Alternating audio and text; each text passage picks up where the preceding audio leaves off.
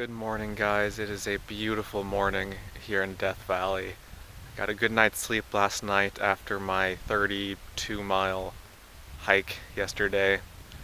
Feeling pretty sore, but otherwise feeling good.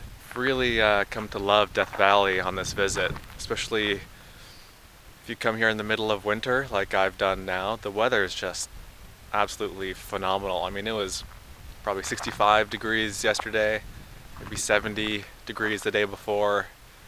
It doesn't get too cold at night, and man, it's beautiful. In other news, this is going to be I think this is the last day of my trip, the last full day. I'm gonna try to make it back to Utah tonight, back home tonight. You know, I could keep going for a couple more days, but I'm ready to get home. I'm tired. I wanna buckle down, get some work done, edit some of these videos, see my girlfriend, and just sit around and get fat and watch movies, watch TV. That's sounding pretty good right about now. I saw that my chair broke this morning. A piece of my chair broke off. This part here. It's kind of a bummer. I don't know if it'll still work. I'll have to try that out. Maybe I can tape the edges together, tape the ends together or something. I also want to show you something that I found yesterday. I found a knife. It's a SOG seal pup, I believe. I found it just like over here when I was walking back to my car after the hike. Someone must have dropped it. Pretty cool knife. It says SOG Seal Pup. I don't know if you can read that, but that's what it says. And it's surprisingly light. Pretty cool knife. Starting the journey home.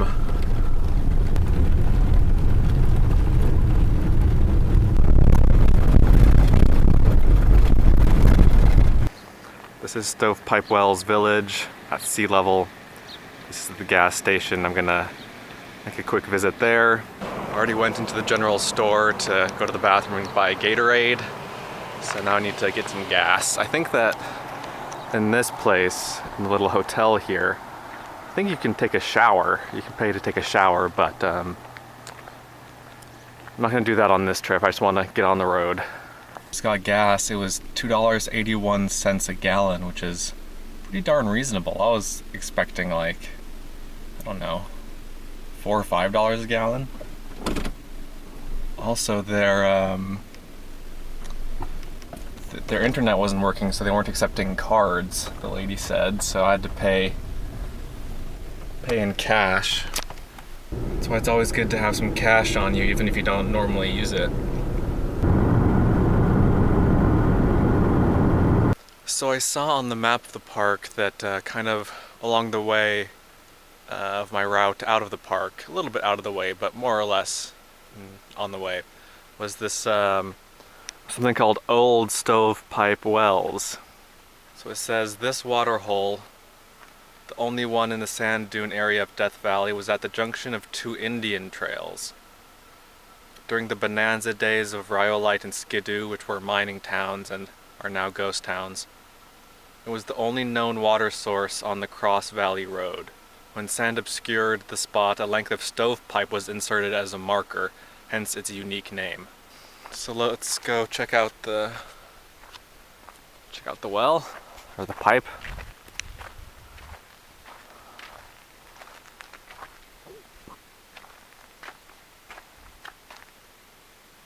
Not much to it, but still an interesting spot. And looking down, I just saw these interesting bird tracks.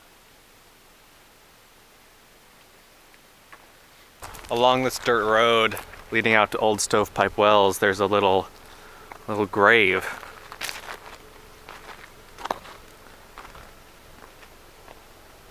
Val Nolan died August 1931.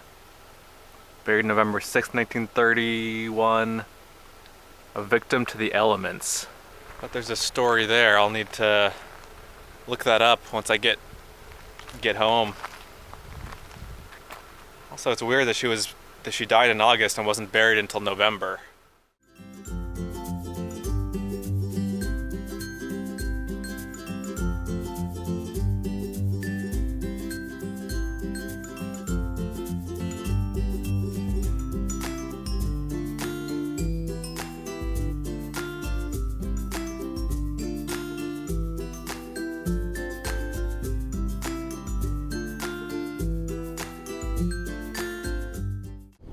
Turned off the main road to Beatty, and I'm taking a little side detour to Rhyolite, which is a ghost town. This is a house made from bottles.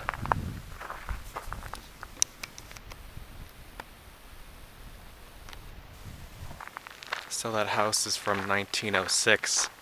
And it's actually a private residence. People live there. There's this old truck. And then got some older buildings over here.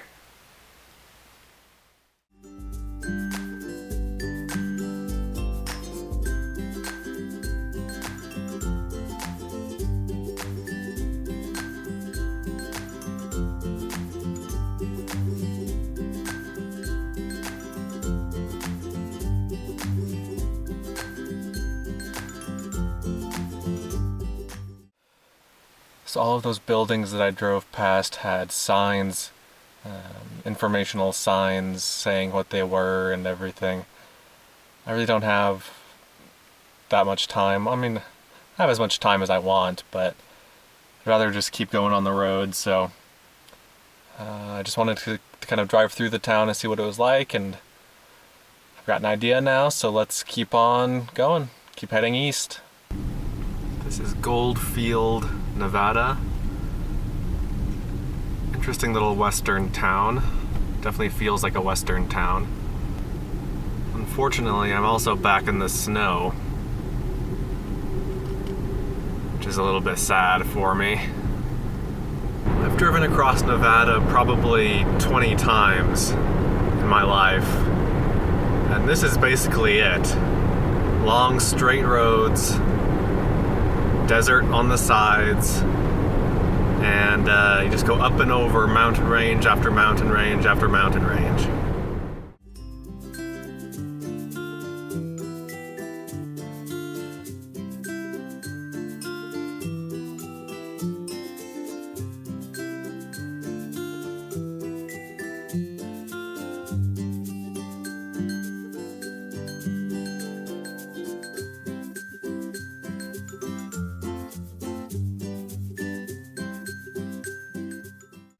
So I was just driving in on the road that comes down through this valley, and the footage you just saw of those hills, of those mountains, that was this and these over here.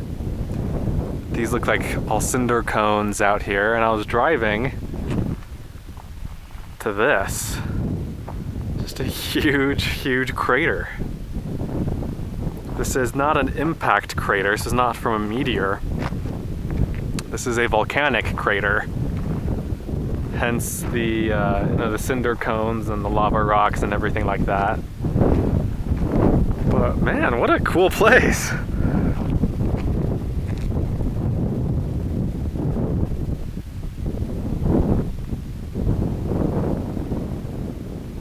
I saw this listed in my road atlas. I saw this crater marked on the map right below Highway 6, which was the route that I'm driving. So I thought I'd check it out, and it is super cool. Last year I went to the meteor crater in Arizona near Winslow. That one is an impact crater from a meteor, or meteorite, I guess. This one definitely isn't as big as that, but I actually kind of like this one more. For one thing, it doesn't cost $20 or whatever it was to get in. And second, there's no one out here. I mean, my car is the only one out here. I didn't see any other cars on the road.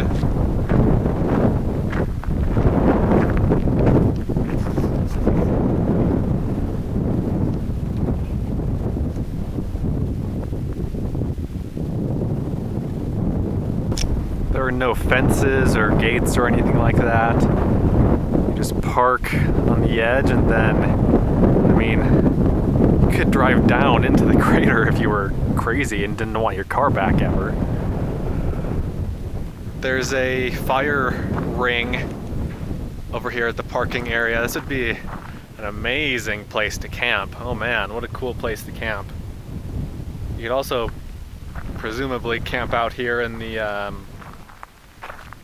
valley that you drive through to get here. It was a 6-mile drive from the highway to get to the crater. Dirt road, but very good dirt road. I was going, 40 miles an hour on it, not washboarded or anything. From the parking lot here, the road actually, or a road, keeps going around the crater, it looks like. So I'm gonna go check that out, see if it goes anywhere interesting or if it just goes off into the distance. Well, the road does kind of go along the edge of the crater. That's pretty awesome. Someone is camped over there. I can see them.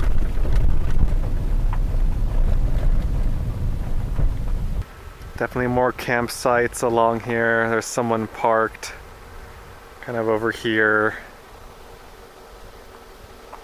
What a neat, unique place.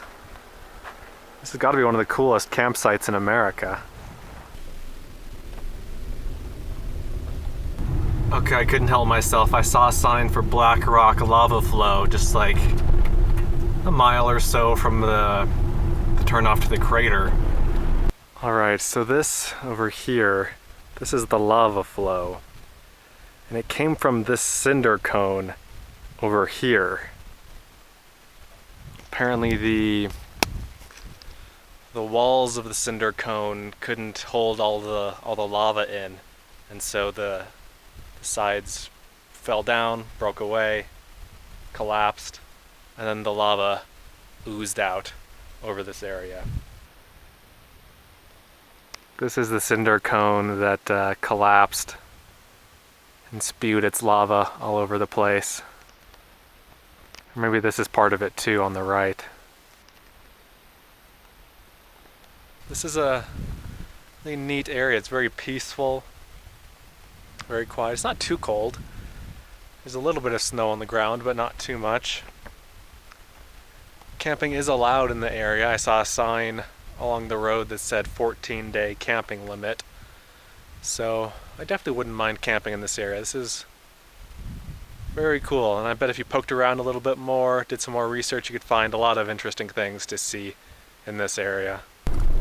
Kind of cool, this road skirts the edge of the lava flow.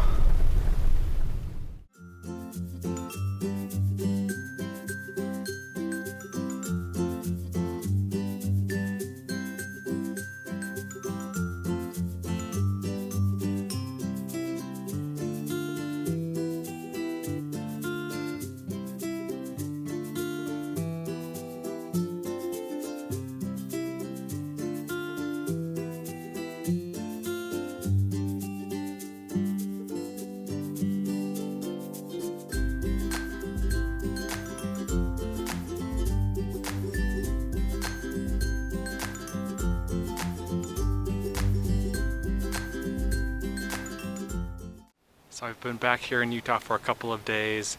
It's a lot less snowy now than it was a month ago. It's much warmer, and it's been raining too, so that's great.